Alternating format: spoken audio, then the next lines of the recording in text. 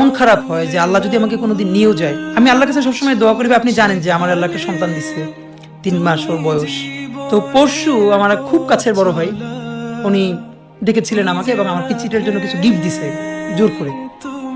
তা আমার খুব মনে হচ্ছিল যে আপনি তো ভাই জানেন যে স্বাভাবিকভাবে আমাদের উপর তো থ্রেট থাকবে এবং লাইফটা যে কোনো সময় আল্লাহ নিয়ে যেতে পারে, এটা নিয়ে কোনো আফসোস নাই। মানে ভাই এই 3 মাসে মানে আমার বাচ্চাটার আমি 30 মিনিট কোলে নিতে পারি নাই। তো আমার ওয়াইফ খুব মাঝে মধ্যে আর কি মজা করে বাচ্চারে বলে যে ইনকিলাব মঞ্চের মুখপাত্র তোমার সাথে দেখা করতে আসছে। তো আমার এই প্রথম মনে হলো কি যে আমি ভাইয়ারে বলি, ভাই আল্লাহ যদি আমাকে নিয়ে যায় আমার বাচ্চাটার দিকে একটু খেয়াল রাখেন।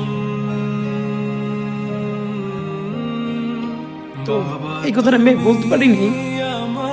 আব্বার একটা মানে আপনি যদি বলেন যে আমার সারা জীবনের যেটুকুন সততা, সাহস, লড়াই, এটার দুনিয়ার সমস্ত শক্তি আমার আব্বা।